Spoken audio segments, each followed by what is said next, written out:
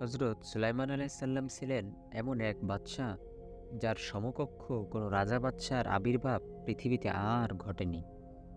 তার সিংহাসন ছিল ৭ মাইল লম্বা এবং ৭ মাইল প্রস্থ।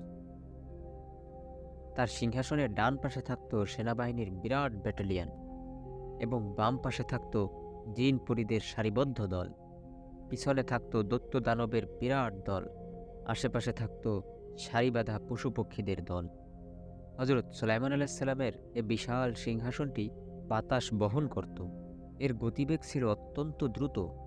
হাজার হাজার মাইল পথ নিমিষের মধ্যে সে অতিক্রম করে যেত। ভোরে বিকেলে শাহেনশাহ হযরত সুলাইমান আলাইহিসসালাম সিংহাসনে বসে পৃথিবীর এক প্রান্ত থেকে অপর প্রান্তে বেড়াতে যেত। পৃথিবীর মানুষকে তিনি তৌহিদের দাওয়াত দিতেন। তার পিতার নিকট প্রেরিত জাবুর কিতাব তিনি পাঠ করতেন এবং তদনুসারে তিনি রাজ্য পরিচালনা করতেন। হযরত সুলাইমান আলাইহিসসালামের যুগে কোনো অশান্তি ছিল না। মানুষ যথেষ্ট আরামে জীবন যাপন করত। অন্যায় কাজ করার প্রবৃত্তি মানুষের ছিল না বললেই চলে। তবুও দেশে কিছু বিচার আচারের ঘটনা ছিল। হযরত সুলাইমান আলাইহিসসালাম অধিকাংশ বিচার নিজের হাতে করতেন। হযরত সুলাইমান আলাইহিসসালামের রাজধানীর এলাকা ছিল ৭০ মাইল ব্যাপী। সেখানে বিরাট বিরাট মহল ও প্রাসাদ ছিল, যা মণিমুক্তা, পান্না, জহরতের ন্যায় মূল্যবান পাথর দ্বারা তৈরি। হযরত সুলাইমান আলাইহিসসালামের স্ত্রী ও দাসীর সংখ্যা ছিল ১,০০০। কথিত আছে তিনি একই রাত্রে সকল স্ত্রী ও দাসীদের সাথে সহবাস করতে সক্ষম ছিলেন। তাফসীরকারকগণ হযরত সুলাইমান আলাইহিসসালামের সিংহাসনের সৌন্দর্যের বিরাট বর্ণনা দিয়েছেন। তাতে তারা উল্লেখ করেছেন যে সিংহাসনের অট্টালিকা সব ইটগুলো ছিল স্বর্ণরৌপ্যের তৈরি এবং গাঁথুনি ছিল ইয়াকুত ও পান্না পাথর মিশ্রিত। কোনো অট্টালিকা ছিল স্বর্ণের আস্তর করা, আবার কোনোটা ছিল মূল্যবান পাথর লাগানো। বাদশার আসনের সম্মুখে অনেক স্বর্ণের চেয়ার ছিল, তাতে বড় বড় আমির ওমারাগণ বসতেন। তার পিছনের সারিতে ছিল জমরুদ ও ইয়াকুত পাথরের তৈরি চেয়ার, যেখানে জিনের নেতাগণ বসতেন। তার পিছনের সারিতে ছিল রৌপ্য নির্মিত চেয়ার, গণ্যমান্য ব্যক্তিগণ ও জিনেরা বসতেন। তার পিছনের সারিতে ছিল শ্বেত পাথরের চেয়ার, যেখানে সাধারণ মানুষ ও জিন পরীরা বসত। সিংহাসনের সম্মুখে পাথরের তৈরি ২টি বাঘের প্রতিকৃতি ছিল, যা অতি মূল্যবান পাথর দ্বারা তৈরি করা হয়েছিল। হযরত সুলাইমান আলাইহিসসালাম যখন সিংহাসনে আরোহণ করত, তখন তারা মৃদু ডাক দিয়ে মাথা নত করে তাকে সম্মান প্রদর্শন করত। বিভিন্ন রকমের যে গাছসমূহ তৈরি করা হয়েছিল, তার ডালে ডালে ময়ূর, বুলবুল ও অন্যান্য পাখির প্রতিকৃতি ছিল। তাদের পেটের মধ্যে মিশকাম্বর ও গোলাপ জাতীয় সুগন্ধি ভরে দেওয়া হয়েছিল। শাহেনশাহ যখন সিংহাসনে বসতেন, তখন পাখিগুলো ডানা নেড়ে নেড়ে সুগন্ধি ছড়াত। এছাড়া আঙুর, বেদানা, নাশপাতি ও সুস্বাদু অনেক ফলের গাছ ছিল সেখানে। সেগুলোতে অজস্র ফল ধরত। হযরত সুলাইমান আলাইহিসসালাম সকলকে নিয়ে পরিতৃপ্তি সহকারে সেগুলো ভক্ষণ করতেন। এই সিংহাসন যখন যে এলাকায় গিয়ে থামত, সেখানের জীব জানোয়ার, পশু পক্ষী এসে হযরত সুলাইমান আলাইহিসসালামকে অভিবাদন জানাত এবং নিজেদের সমস্যাবলীর কথা জানাত। হযরত সুলাইমান আলাইহিসসালাম তাদের সমস্যাবলীর সমাধানের ব্যবস্থা গ্রহণ করতেন।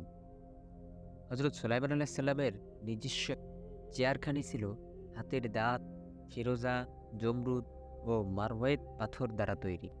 চেয়ারের দুই পাশে ছিল রৌপ্য নির্মিত কৃত্রিম লতা, যা সুগন্ধিযুক্ত ফুলে সজ্জিত ছিল। চেয়ারের রং ছিল সাদা ও সবুজ। চেয়ারের উপরের গদি ছিল অনেক মূল্যবান, যা স্বর্ণের কারুকার্য খচিত ছিল। সিংহাসন ছিল এক অপরূপ ভাস্কর্যমণ্ডিত।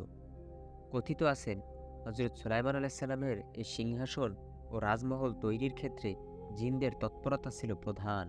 দৈত্য দানবেরা সমুদ্রের তলদেশ থেকে মূল্যবান মুক্তা ও পাথর সংগ্রহ করত এবং ভূগর্ভস্থ স্বর্ণ, রৌপ্য ও তাম্র খুঁজে বের করে শাহী দরবারে নিয়ে আসত। অতঃপর শিল্প নিপুণ জিনেরা উহা যথাস্থানে লাগিয়ে সৌন্দর্যমণ্ডিত করত। শাহেনশাহের রাজমহলের চতুর্দিকে ছিল বিশাল ফুলবাগান, ঝর্ণা ও ছোট নদী, যাতে সর্বদা পানির সাধারণ স্রোত চলমান থাকত। রাজমহলের মধ্যে ছিল বিরাট ইবাদতখানা, সেখানে মানুষ সর্বদা ইবাদত বন্দিগিতে লিপ্ত থাকত। হযরত সুলাইমান আলাইহিসসালাম সপরিবারে সে ইবাদতখানায় ইবাদত করতেন। ও দেশবাসীর জন্য দোয়া করতেন। তিনি ইবাদতখানায় বসে বিচার কার্যও করতেন। ন্যায় বিচারকে তিনি ইবাদত মনে করতেন, তাই তিনি ওখানে বসে আল্লাহ তাআলাকে সাক্ষী রেখে বিচারের রায় প্রদান করতেন। তার রাজমহলের মাঝে ছিল এক বিশাল মেহমানখানা।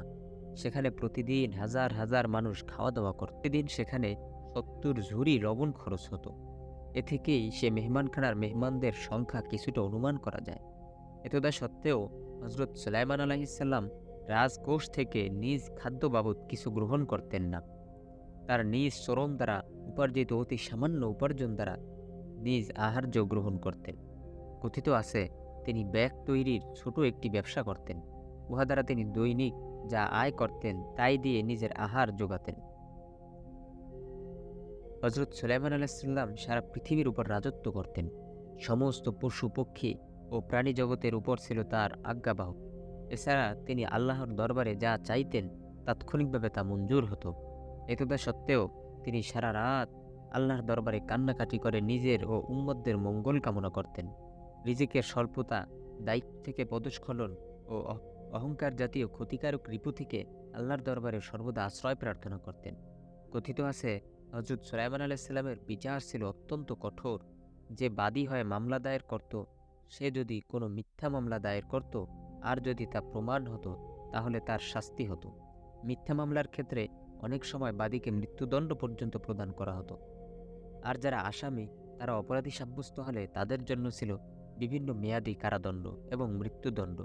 জিনদের ক্ষেত্রে যারা বড় অপরাধী সাব্যস্ত হতো তাদেরকে সমুদ্রের তলদেশে পুঁতে ফেলা হতো। আর যারা ছোট অপরাধী বলে গণ্য হতো তাদেরকে অঙ্গহানি ও ক্ষমতারহিতজনিত শাস্তি প্রদান করা হতো। পশুপক্ষীদের অপরাধের জন্য তাদেরকে জবেহ করার বিধান ছিল। এভাবে তিনি আগুন, পানি, বাতাস, আলো সকলের প্রতি সমদৃষ্টি প্রদান করে শাসন করতেন।